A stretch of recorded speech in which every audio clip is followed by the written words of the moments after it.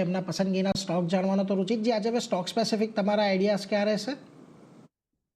Stock specific નવી ખરીદારી માટે I think defence એક એવું સ્પેસ છે કે જ્યાં પ્રાઇસ વાઇઝ ડાઉનસાઇડ એનાથી લિમિટેડ લાગી રહ્યું છે. માર્કેટ ઓલ્ધો હમણાં લાસ્ટ એક સપ્તાહથી આ બધા ન્યૂઝ ફ્લોઝના કારણે કરેક્ટ થઈ રહ્યું છે, પણ ડિફેન્સ એઝ અ સેક્ટર તમે જોશો તો લાસ્ટ 6 મહિનામાં already price wise as well as time wise correction થઈ ગયું છે.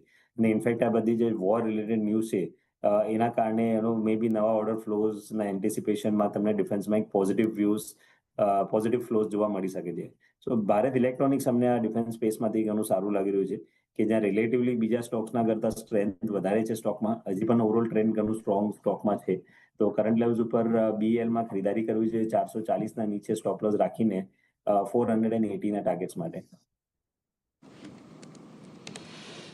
એટલે જુઓ, અહીંયાથી ડિફેન્સ સ્ટોક્સની અંદર ખાસ કરીને જ્યાં મજબૂતી છે ત્યાં તમારે ટ્રેડિંગ કરવું જોઈએ. BEL એક પસંદગી બનતી દેખાઈ રહી છે. ભારત ઇલેક્ટ્રોનિક્સ લિમિટેડ 440નો સ્ટોપ લોસ રાખો, 480નો લક્ષ્યાંક અહીંયાથી આવતો જોવા મળી શકે છે. એટલે રુચિતજી તરફથી આજે BEL પર પસંદગી છે, ધ્યાન રાખજો. હવે આજે જ્યાં આગળ થોડો